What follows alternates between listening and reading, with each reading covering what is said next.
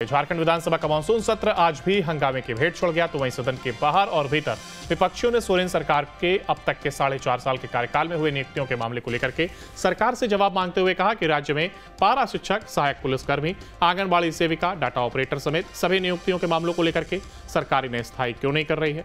विपक्ष चलते सदन में इन मुद्दों को लेकर के सरकार को घेरते दिखे, जिसके बाद सदन की कार्रवाई गुरुवार 11 बजे तक के लिए स्थगित कर दी गई। योजना एक दिन चला, उसके बाद बंद हुआ, उसके बाद चला कि नहीं चला, फिर वहां पर कई विषय आए, क्योंकि गंगा नदी से पानी भी उठाना था और चूंकि गंगा नदी कोई सामान्य नदी नहीं है अध्यक्ष महोदय, उससे पानी लेने का बहुत लंबी प्रक्रिया है, भारत सरकार से लेकर के और सारी चीजें हैं। फिर उसके बाद वहां पर हमारे देश के सबसे बड़े व्यापारी अदानी जी का भी पोर्ट आया, जिसके वजह से भी काफी डाइवर्जन करना पड़ा। पोर्ट भी डाइवर्ट हो सकता था अध्यक्ष महोदय, बल्कि हमारी योजना ही डाइवर्ट हो गई। फैमिलीज अब्यूजिव होते हैं तो उनको रहना ही पड़ता है। तो झारखंड विधानसभा का ये मानसून सत्र जहां पर हंगामेदार ये सत्र रहा, तो वहीं झारखंड विधानसभा की तस्वीर आप देख रहे हैं जहां पर विपक्ष ने जमकर हंगामा किया। हालांकि सरकार की कोशिश रही कि तमाम चीजों को रखा जाए। इस दौरान अनुपूरक बजट भी रखा गया, जिसको लेकर के गहमागहमी देखने को मिली। तो वहीं विपक्ष ने लगातार हंगामा किया और घुसपैठ का मुद्दा भी इस दौरान गर्माता हुआ दिखा। हालांकि 2 जुलाई तक जहां एक और ये मानसून सत्र चलेगा, तो वहीं 4 दिन बीत चुके हैं और चारों ही दिन हमने तस्वीरें अलग अलग देखी जहां पर हंगामा करते हुए विपक्ष नजर आया। इस दौरान आज जो झारखंड सरकार के मुख्यमंत्री हेमंत सोरेन हैं, उनके द्वारा जरूर ये कोशिश की गई कि तमाम बिलों को रखा जाए और उन्हें पास कराया जाए।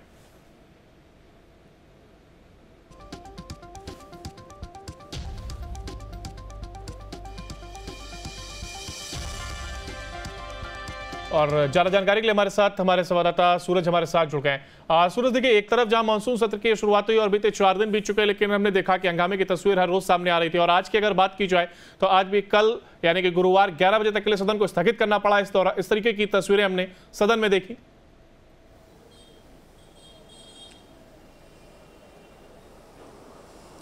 अंकुर, देखिए, बांग्लादेश से घुसपैठ के बाद अब विपक्ष के नेताओं ने अब तक जो 4.5 साल के कार्यकाल अब तक हेमंत सोरेन के हुए हैं, उनके कार्यकाल के दौरान जितनी भी नियुक्तियां हुई, उन नियुक्तियों को लेकर वो अस्थायीकरण की मांग कर रहे हैं। जैसे पारा शिक्षकों की बात कर ले, इसके अलावा सहायक पुलिसकर्मियों की बात कर ले, आंगनबाड़ी सेविकाओं की बात कर ले, डाटा ऑपरेटरों की बात कर ले, तो ऐसे अब तक हजारों की संख्या में जो नियुक्तियां हुई है, तो ये एडोप है, यानी इन्हें प्राइवेट पे ही रखा गया। इनकी रेगुलाइज यानी अस्थायीकरण अभी राज्य सरकार की तरफ से नहीं किए गए हैं।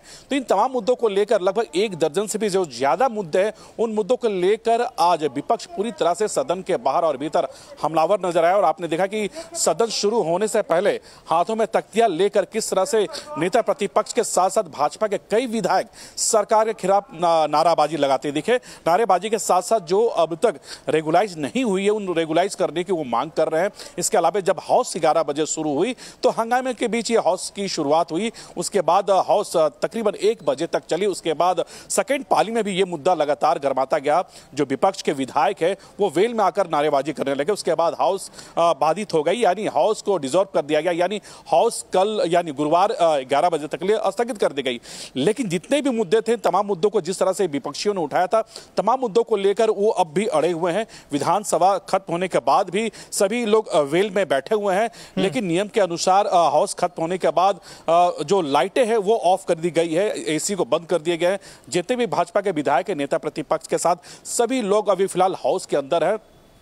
ब्रिंची नारायण ने भी निकल के उन्होंने बयान दिया कि सरकार अनदेखा कर रही है हमारे जो मुद्दे हैं, और जो जनहित के मुद्दे हैं, जो तमाम मुद्दे हैं जो झारखंड के हित के हैं, उन मुद्दों को लेकर हम लोग पूरी तरह से डटे हुए हैं। जब तक हमें आश्वासन या फिर सरकार की तरफ से कोई जवाब नहीं मिलेगी, हम हाउस छोड़कर नहीं जाने वाले हैं। हालांकि देखिए, जब ये तमाम विधायक या तमाम जो नेता प्रतिपक्ष अमर कुमार बावरी के नेतृत्व में तो तमाम विपक्षी विधायक बैठे हुए थे, उसके बाद मुख्यमंत्री थोड़ी देर पहले उनके पास भी गए, मुख्यमंत्री से उनकी बातें भी हुई, लेकिन समन्वय नहीं बैठ पाई इसलिए कि जो भी इनकी मांगे थे, अपनी मांगों को इन्होंने मुख्यमंत्री हेमंत सोरेन के समक्ष रखा, लेकिन मुख्यमंत्री हेमंत सोरेन ने कहा ये जो बातें हैं ये सदन पे रखा जाएगा कल, लेकिन जब तक विधानसभा अध्यक्ष की राय नहीं होगी इस पे कहना बड़ा मुश्किल है और इसका हम जवाब अभी नहीं दे पाएंगे। यानी उन्हें सिर्फ आश्वासन मिला, उसके बाद मुख्यमंत्री हेमंत सोरेन वहां से निकल गए। तो अब भी वहां पे जो विधायक है उन्हें उनको उनकी जो जवाबें थी उनके हिसाब से उनको जवाब नहीं मिला, उसके बाद अभी वो अड़े हुए हैं। अभी भी विधायक वहां पर मौजूद है, मुख्यमंत्री हेमंत सोरेन वहां से निकल चुके हैं, स्पीकर वहां से निकल चुके हैं, लेकिन जैसे लोग कह रहे हैं कि अगर सदन के अंदर में तमाम विपक्षी विधायक है तो मार्शलों के द्वारा उन्हें मार्शल आउट भी कराया जा सकता है, लेकिन ये जो नियम है चलती हाउस में जब आसन पर जब स्पीकर बैठते हैं उसके बाद इस तरह के जो वाकया सामने आती है तब आसन पर बैठने के बाद ये आदेश मार्शल को स्पीकर दे सकते हैं, लेकिन अभी हाउस नहीं चल रही है, आसन पे अभी फिलहाल स्पीकर नहीं है, तो संभवतः पूरी रात आज जितने भी विपक्षी नेता है, जो विपक्षी विधायक है, वो आज रात सदन के अंदर में ही बिताएंगे। बिल्कुल, और सूरज साहब में ये भी समझना चाह रहे हैं कि देखिए जिस समन्वय की आपने बात करी कि समन्वय बनता हुआ नहीं दिखाई दिया, हालांकि हेमंत सोरेन ने एक पहल की, लेकिन समन्वय आखिर क्यों नहीं बन पा रहा है? क्योंकि बीते 4 दिन हो चुके हैं मानसून सत्र को चलते हुए, लगातार हंगामा देखने को मिला। अगर हम सत्ता पक्ष की भी बात करें तो आज हेमंत सोरेन को जब हमने देखा तो उन्होंने भी देखिए निशाना साधने का काम किया सरकार की ओर, उन्होंने सरकार की ओर से प्रतिनिधि हैं और वो विपक्ष पर निशाना साधते हुए ये बात कहते हुए नजर आए कि जब से वो जेल से बाहर आए हैं उन्हें विपक्ष की ओर से परेशान करने का काम किया जा रहा है। तो इस तरीके की जब बात वो कहते हैं और इसके बाद वो कहते हैं कि विपक्ष घबराए नहीं, एक एक वो सभी चीजों का जवाब देंगे, तो जब इस तरीके की बात अगर सत्ता पक्ष की ओर से भी होगी तो आग में क्या घी डालने का काम नहीं करेंगे। और उसके बाद दूसरी तस्वीर सामने आती है कि समन्वय नहीं बन पा रहा है, तो एक और से ऐसे वार पलटवार होंगे, इसके बाद क्या समन्वय की स्थिति बन सकती है?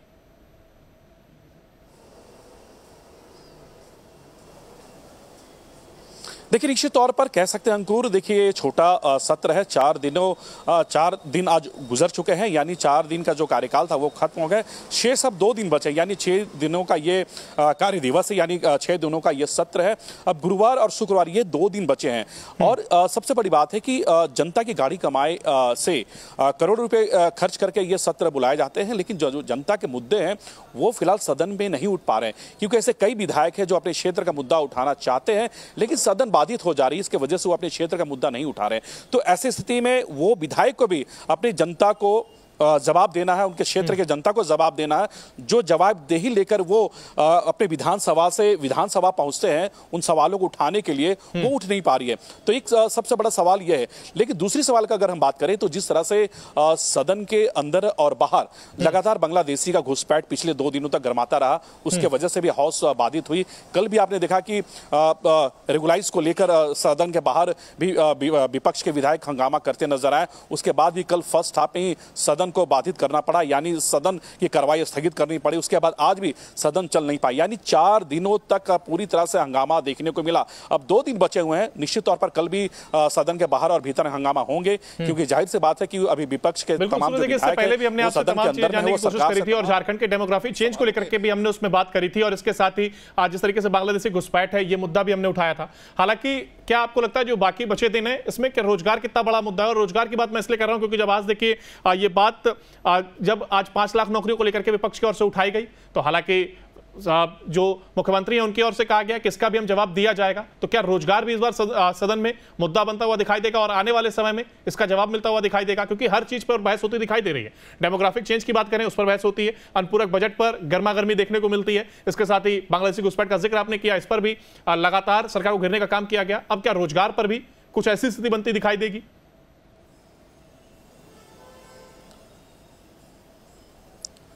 अंकुर देखिए, डेमोग्राफी की बात कर ले, बांग्लादेशी घुसपैठ की बात कर ले तो लगातार ये मुद्दा पिछले कई महीनों से गर्माता जा रहा है और जिस तरह से हाल के दिनों में बांग्लादेशी घुसपैठ हुए हैं, तमाम आंकड़ों के साथ नेता प्रतिपक्ष ने उन तमाम मुद्दों को मीडिया के सामने रखा भी है। उन्होंने ये भी कहा कि झारखंड में आदिवासियों की संख्या कम हो रही है और बांग्लादेशी घुसपैठियों की संख्या में इजाफा हो रहा। देखिए ये सवाल थे, ये जिस तरह से अमर बौरी ने ये आंकड़े के साथ प्रस्तुत किए थे, लेकिन इन सवालों को लेकर हमने जब इरफान अंसारी जो कैबिनेट मंत्री है जो संथाल साथ, उससे भी हमने बात करी, पूर्व मुख्यमंत्री चंपाई सोरेन से भी हमने बात करी, लेकिन इसमें सभी की जो जवाब है वो गोल मटोल देखने को मिले। लेकिन इरफान अंसारी ने तो ये साफ कहा कि झारखंड में किसी तरह का घुसपैठ नहीं है, ये सिर्फ पॉलिटिक्स किए जा रहे हैं। तो ये एक अलग मुद्दा है।